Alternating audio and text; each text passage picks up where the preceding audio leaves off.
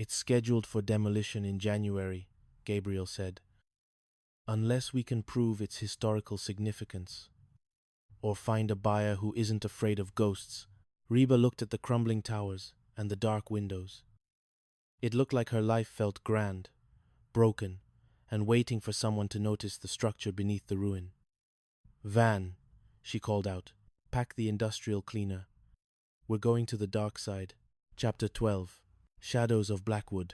The Blackwood estate was not just a house. It was a psychological battlefield. Located on the edge of the historic district, it stood as a defiant middle finger to the glass and steel modernism of the surrounding skyscrapers. Its turrets reached up like skeletal fingers, and the gargoyles on the roof seemed to track Reba's every movement as she stepped through the rusted iron gates. It smells like old library books and regret, Van whispered, his voice hushed by the sheer scale of the foyer. A massive chandelier hung precariously from a ceiling that featured a faded mural of a celestial map. Gabriel Vance walked beside them, pointing out the intricate details that only an eye trained in history could see. The original owner, Elias Blackwood, was a shipbuilder who lost his heart to the sea. He built this house to be his anchor, but after his wife died, it became his cage.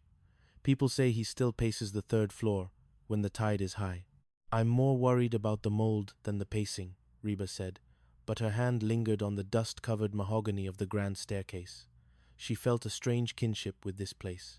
Like Blackwood, she had spent her life trying to be an anchor for others, only to find herself standing in a house full of empty rooms. The work began in earnest. For weeks, the heart and soul team practically lived within the Gothic walls.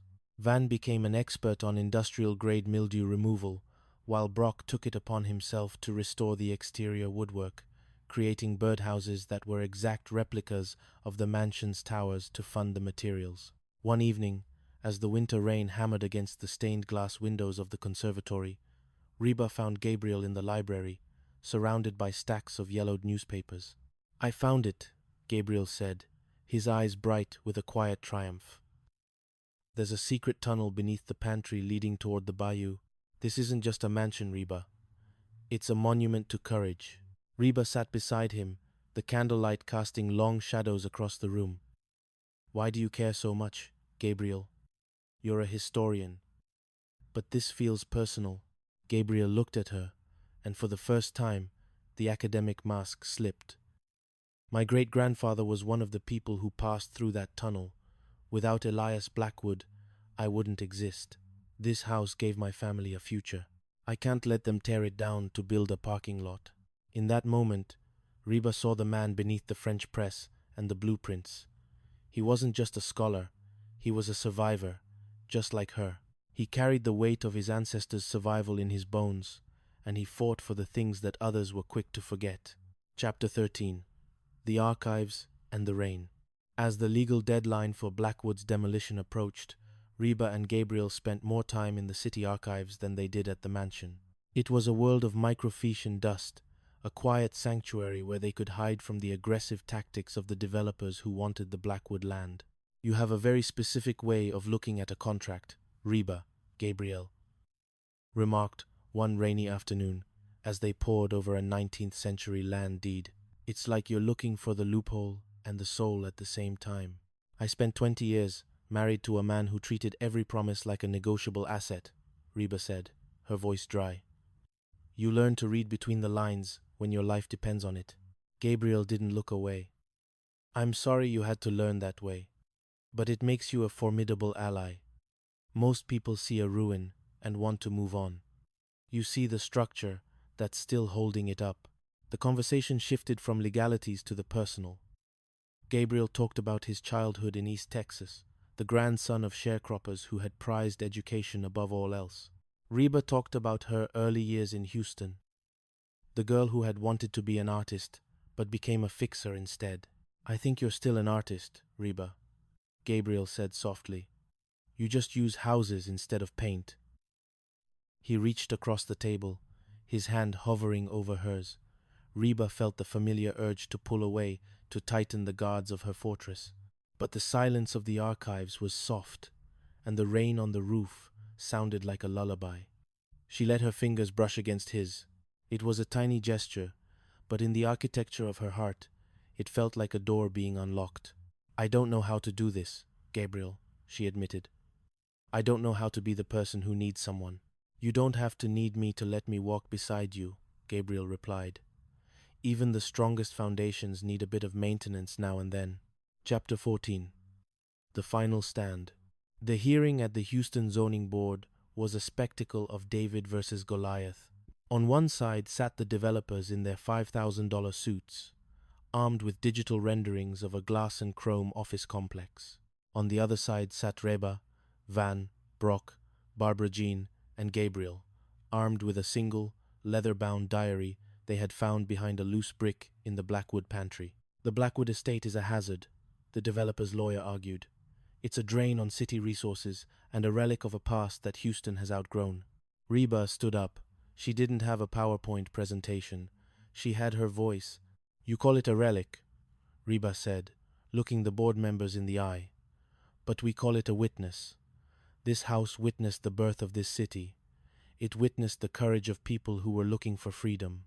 If we tear down every building that has a story we find inconvenient or old, then we aren't building a city. We're building a graveyard with better landscaping." She signaled to Gabriel, who stepped forward with the diary. "This is the journal of Sarah Blackwood. It details the nights she spent hiding families in the basement. It details the ship her husband built to carry them to safety. This house isn't just wood and stone. It's the heart of our history." The board was silent. Even the developers looked uncomfortable. When the vote was called, the decision was unanimous. The Blackwood estate was granted permanent historical protection. The victory celebration back at the warehouse was loud and messy.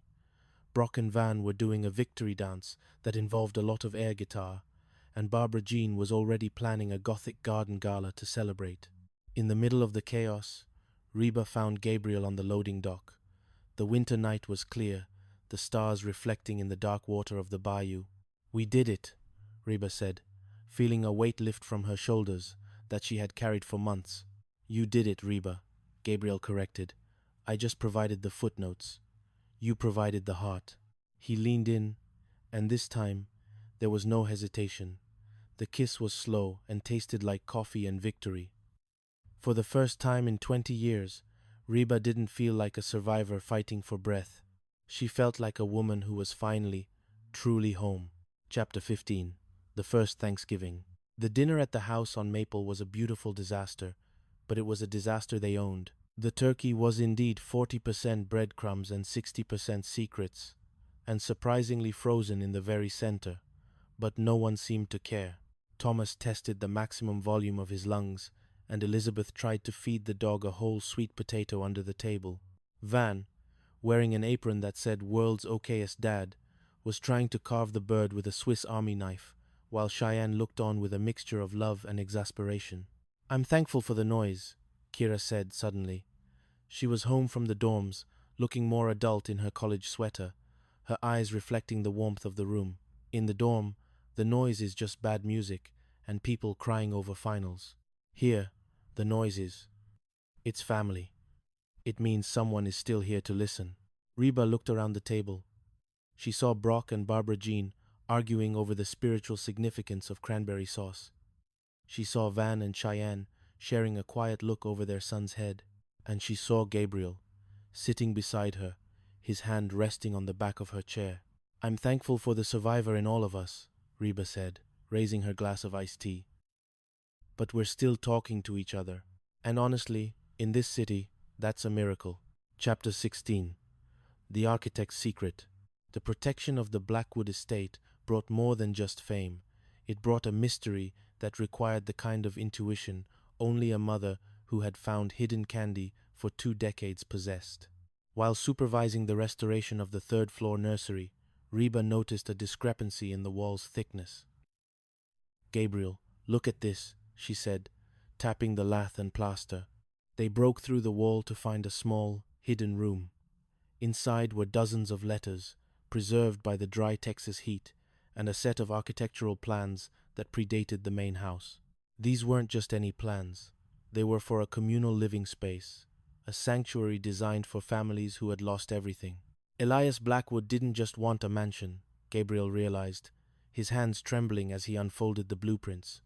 He wanted to build a neighborhood, a place where belonging wasn't something you bought, but something you built together.